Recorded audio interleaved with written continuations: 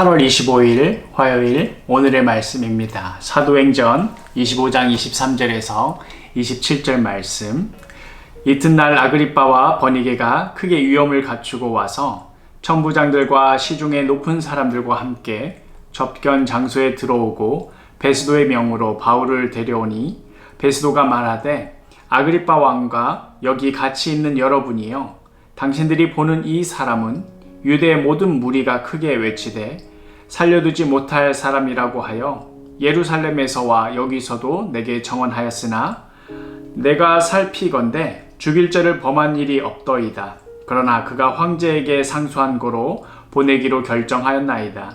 그에 대하여 황제께 확실한 사실을 알을 것이 없으므로 신문한 후 상소할 자료가 있을까 하여 당신들 앞, 특히 아그리빠 왕 당신 앞에 그를 내세웠나이다. 그 죄목도 밝히지 아니하고 죄수를 보내는 것이 무리한 일인 줄 아나이다 하였더라. 아멘.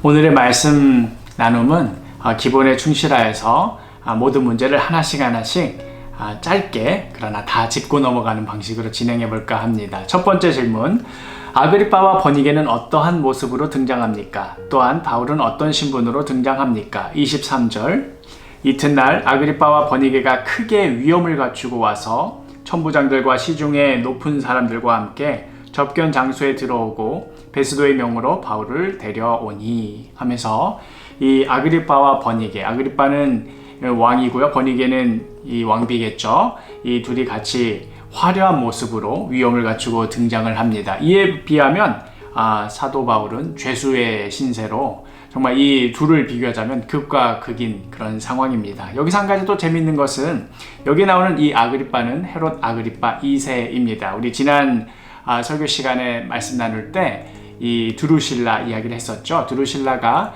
헤롯 아그리빠 1세의 막내 딸이니까 여기 나오는 아그리빠 2세는 드루실라의 오빠쯤 해당하겠군요. 같은 어머니를 둔 그런 남매인지는 모르겠지만 어쨌든 둘은 남매지간인 것이고, 또 소문에 의하면 버니게 역시도 친남매지간이다라는 이야기가 있어서 사람들 사이에서 쑥덕거림이 있었다고 그렇게 전해집니다. 그러고 보면 드루실라, 아그리빠, 버니게 이 셋은 모두 다 같은 아버지를 둔 남매일 가능성이 매우 높겠군요. 두 번째 질문, 베스도 총독은 아그리빠 왕 앞에서 바울 사건에 대해 뭐라고 요약합니까? 24절에서 25절. 요약하자면 유대 많은 사람들이 크게 외치되 이 사람은 도저히 살려두지 못할 사람이다.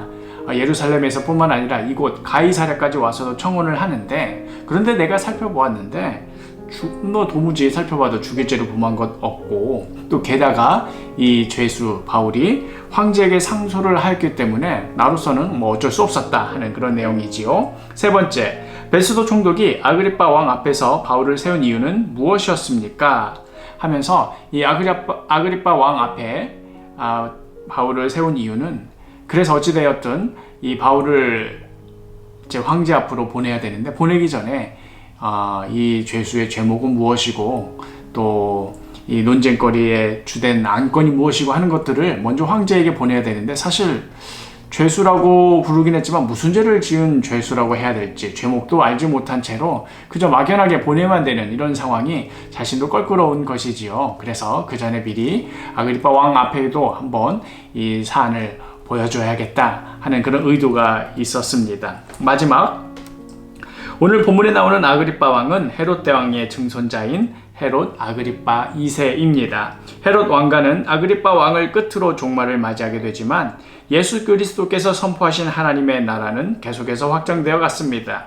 이것을 전혀 상상도 못하고 있을 당시 아그리빠 왕은 감옥에 갇혀있는 바울의 처지를 어떻게 생각했었을까요? 역사가 다 흐른 다음에서야 우리가 아는 것이지만 사실 이 재판이 진행되고 있는 그 시점에서는 아그리빠 왕 2세가 스스로 생각하기에는 자기는 권력자이고, 그리고 자기의 어떤 호의에 따라서 이 바울의 처지가 바뀔 수도 있는 그런 처참한 죄수 신분이라고 그렇게 여겼겠지요. 그러나 이 아그리빠 2세를 마지막으로 헤롯 왕가는 사대에서 끝이 나고 맙니다. 더 이상 역사에 등장하지 않는, 그에 비하면 사도 바울이 붙들었던 이 하나님 말씀, 그 하나님 말씀이 선포하고 있는 하나님의 나라, 그 나라는 계속해서 퍼져나가서 이 로마뿐 아니라 지금 온 세계를 다 덮고 있는 그러한 하나님의 나라가 되었습니다. 오늘의 적용과 기도를 보면 겉으로 드러나는 모습, 보여지는 모습에 현혹되지 않게 하소서. 이 세상도 그 정욕도 지나갈 것이지만 오직 하나님의 뜻을 행하는 자는 영원히 거할 줄 믿습니다. 하고 기도하고 있지요. 이것이 우리의 기도가 되기를 원합니다.